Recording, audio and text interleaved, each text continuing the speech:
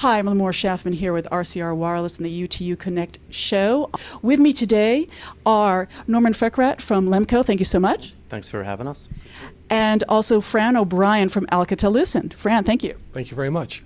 So what we're here talking about is there's a TIA session that's taking place today talking about 5G networks.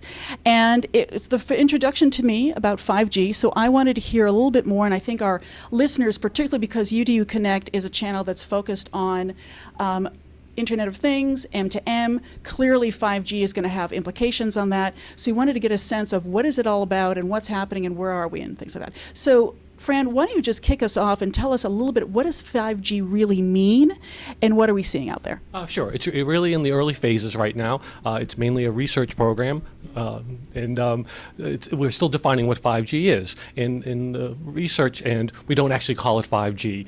That's something that marketing folks will put a spin on later. But certainly it's the next generation technology that we'll see going beyond 4G. And it is typical that we have these changes in technology approximately every 10 years. And while we don't have a set of requirements yet, we're looking at various drivers. And some of these drivers are very high data rate applications like high definition video, augmented reality and gaming, but probably more important are some new requirements to do machine to machine. And while we're doing that today with 3G and 4G technologies, we're looking to optimize it and have a system that can really scale to handle 50 billion devices as we go forward.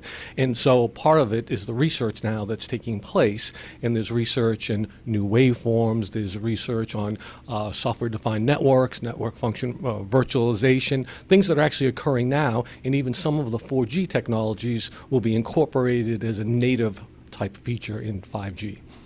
So let me ask you this, in anticipation, 4G, by the time it was implemented, it's almost like when we build a regular highway. By the time the highway is built, it's already over capacity in terms of the number of cars that are going down it. The same is happening with our networks. So is 5G and the way it's being conceived of, is that going to be even sufficient, do you think, by the time it gets developed? We always start out with that objective, right? We don't start out hoping that we're going to build something that meets the needs of today. We're trying to meet the needs for tomorrow. But, you know, there are things you can't predict. And I think the thing many of us missed perhaps on the 3G, 4G was the smartphone, right? I mean, huge amounts of data. I think everyone was thinking email, web browsing, and all of a sudden there were these apps. All right, and so, you know, sometimes you miss what's really driving the need for the new technology. So that's what we're working on now. We're studying use cases, how will these technologies be used, so we do have the right technology, you know, 10 years from now when we're ready for 5G. And one further question, Alcatel-Lucent, what is the role that it's playing and what is it doing right now? Certainly Alcatel-Lucent is looking at this as a research activity right now, so Bell Labs is fully engaged in many of the technologies that we see as potentials for 5G. So we're looking at anything that will help us get to 5G. What we're really looking to do is provide, you know, an optimized cloud service experience for every user and in-machine device. And so we want, you know, ubiquitous service. We want high quality service, and we want to be able to support various data rates. So we're looking at all the technologies that can get us there, and some parts we already have products for that we're starting to roll out into 4G, and then there'll be new products, you know, as we really get to 5G. Thank you. Norman, so your company, Lemco, it's already very innovative, as is Bell Labs continuously. But it's very innovative. It's already thinking differently about current networks. How do you define 5G? How's your company envisioning 5G, and what's the role that you anticipate playing? Yeah, so at Lemco, our underlying fundamental principle is that we want to kind of change the economics associated with mobile broadband. And to Fran's point, you know, with mobile video and things like Snapchat, you know, and all these things that are out there that are driving just more and more video and gigabits to the mobile network, the challenge is that the way that the networks have been architected to date, 2G, 3G, and 4G, unfortunately 4G is a centralized kind of hub and spoke architecture, right? And requires a lot of backhaul, you know, to get to a centralized core to then get to the internet. And fundamentally, you know, we want to change that architecture from a hub and spoke architecture to a completely flat distributed wireless network. And kind of like the internet, right? And the internet works pretty well. It's got good economics, and it handles video very well. People seem to like it. And what we're trying to do is to really the way we define 5G is completely, networks, functions, virtualized, software-defined networking, but also self-organizing networks kind of combined together. But instead of a centralized solution, we've pushed it and distributed it all the way out to the edge. And when you do that, you're basically collapsing all of that mobile packet core stuff, and running it at the E node B. And we form a distributed network that then just connects over any IP network, whether that's, a cloud, private cloud, public cloud, or the internet, or any IP, connection. We are moving the centralized model to a completely distributed, flat, wireless IP infrastructure. And we believe that's the definition of where 5G should go. Okay, great, thank you. So what is actually necessary to make that happen? Because everything is hub and spoke at the moment. So is it enough to insert software into the networks as they exist in order to transform them? Or are we talking about like ripping things out and putting new things in? What are we talking about?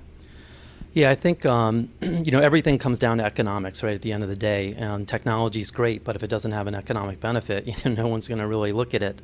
So, I wouldn't probably propose, replacing 2G, 3G, and 4G network infrastructures and CapEx investments. The networks work very well, and we're not saying they don't work. Obviously, they're working. We think there's innovation that needs to come to the mobile networks to drive the cost per gigabit down.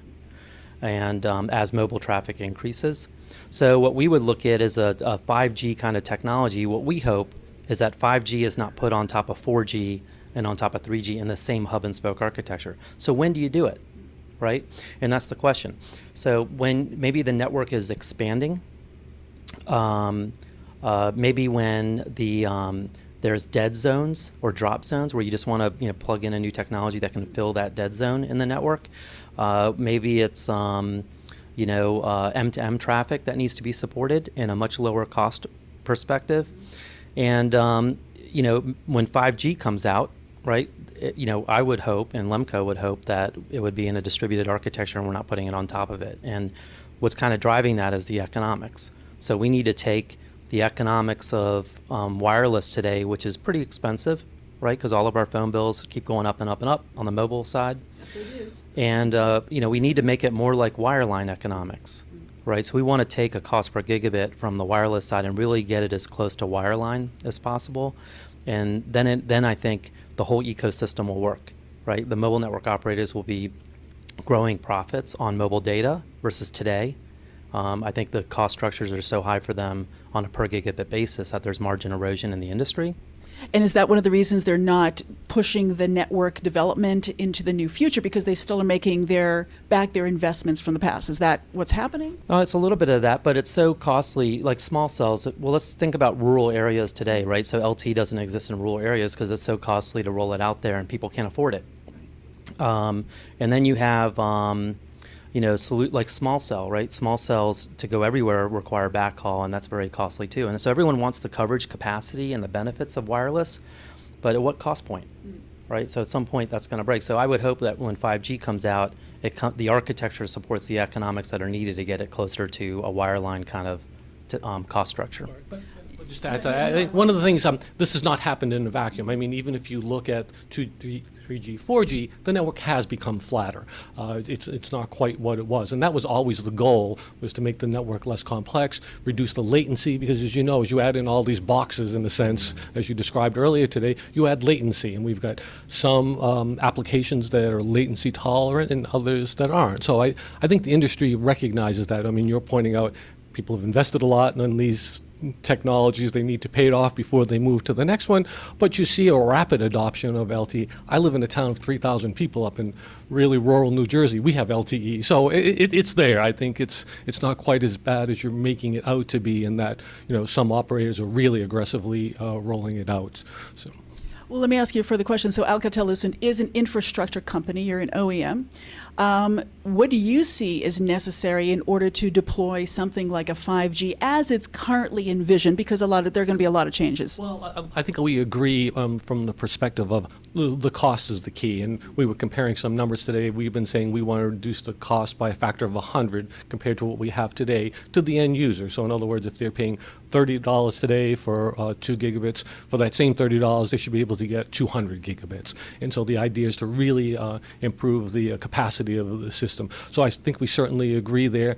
And we have products today that support network function virtualization, software-defined network. So, we recognize part of the ways of getting the cost down is to put some of this on general processing computing and not necessarily specific boxes that everyone has to build.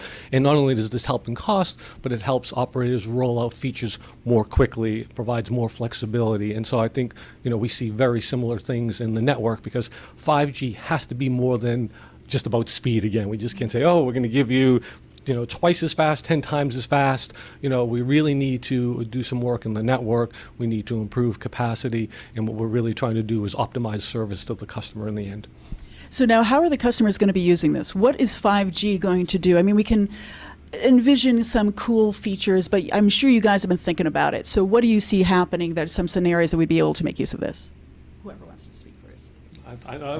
That's a futuristic question, so that's kind of a tough one for us. But I think the biggest thing to date has been mobile video, right? And when you look at the like text messaging, right, is the most profitable data service that a carrier has. To this day, how long has text messaging been around? For years. Right? And the reason why is because the carriers charge for it, and it's value to the subscriber, to the customer, and it requires very little network capacity. It's just a little short message, right? And then you have video, right, which is growing, and actually the SMS, is eroding, right, because a lot of these apps over the top are, taking some of that messaging revenue away. But on the video side, it seems like, everyone wants to just give that cost to the carrier, right? So that's been causing a lot of the problems. And as when you go into 5G, it's got to answer the video question, because that's not going away. I think it's going to continue to grow. And I can't right now think of a more abusive, application than streaming video all the time. Netflix, YouTube. It's more and more and more. This is going to be streamed over the internet, and people are going to be able to watching it on their mobile devices. Well, I wonder how much that's going to cost people, right? So, I think it's got to answer the technology and the economic side for mobile video. Period. Yeah, people continue to talk video. We've talked video from 3G almost onwards. It's one of those things that does keep coming back. But, you do ask the questions about, well, how much do you need if you're using a small screen type thing? And we're looking at other techniques, too, especially in different scenarios. Stadiums, for example. They all may be watching the same thing, right? Everyone's watching the replay of some sporting event that they're watching. You don't need dedicated streaming video. There are broadcast techniques that one can use, and so we're even working those problems in 4G today. But I think 5G is another technology where we keep saying, well, we'll do better at video, and already we're talking it's high definition, it's 4K, it's augmented reality. But in reality, this is one of those things we need to be a little careful for and not get ahead. And one of the sessions today will be to discuss what are the applications, because no one can afford to build these things and hope they'll come, right? I mean, we have to have some idea of what will be, what the requirements are, what the use cases are. And studies are going on now, but it gets down to keeping the cost down, willingness to pay. Okay. So, revenue models. Do you guys have any sense of the revenue models that are going to result in this kind of a network going forward? Leave that to the economists. Well, where is the industry today? So let's talk about that. Unlimited data has gone away. Tiered pricing has kind of really irritated everybody.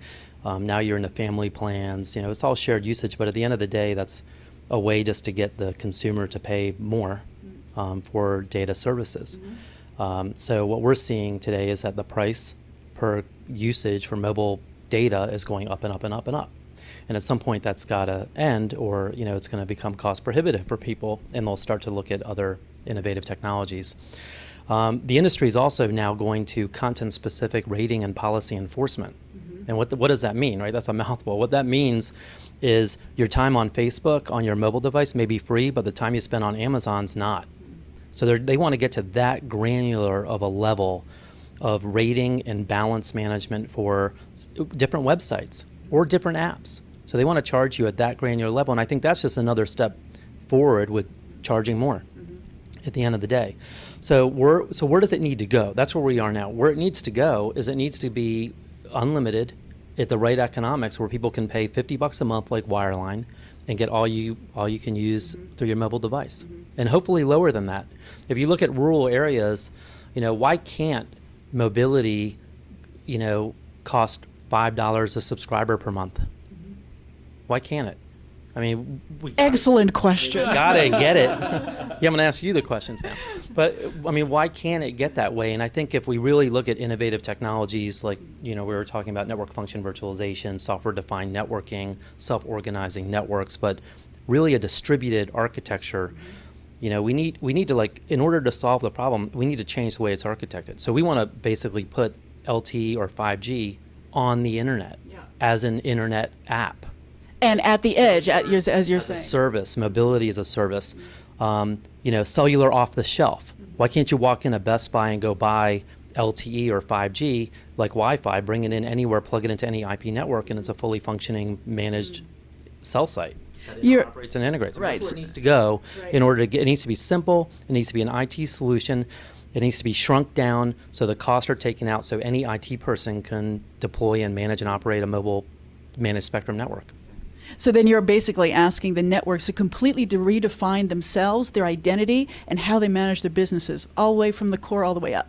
And I don't mean core from a network core. I meant from their core identity as a business. But I think the challenge still will be, there still has to be a business for the operator, right, and the vendor. So I think that's an important point, that we get these things so low, it's like all of a sudden the industry moves offshore because no one can afford to do it here. So there is a balance on what needs to be done. Final question. When is this happening? So good question. Everyone seems to be agreeing it's a post-2020 time frame. Research is going on now. That time frame is kind of consistent with what the ITU is doing, which works on these advanced technologies and helping the world to define them, and kind of historically where we've been as we move from 2G to 3G to 4G and now to 5G. So, and I put my hedge in there because we're always 5 years late, so I say somewhere between 2020 and 2025. And any final words? When is it available? Let me answer it just a little differently. So as a small technology company that's focused on wireless technologies and innovation, we can't wait for the standards to evolve, so we just defined it. So we already defined what we think 5G is, and we have it functioning and working. It may not be what 5G becomes, but we took a shot at it, and we are focused on that technology and taking it to market. And as a result of that, hoping that it influences the 5G standards quite a bit. Wonderful. Well, good luck to you both. I'm very excited about watching what's going to happen with 5G. Fran, Norman, thank you so much. Great, thank you. Thank you. And thank you so much for joining. Stay tuned right here on UDU Connect and RCR TV on the YouTube channel.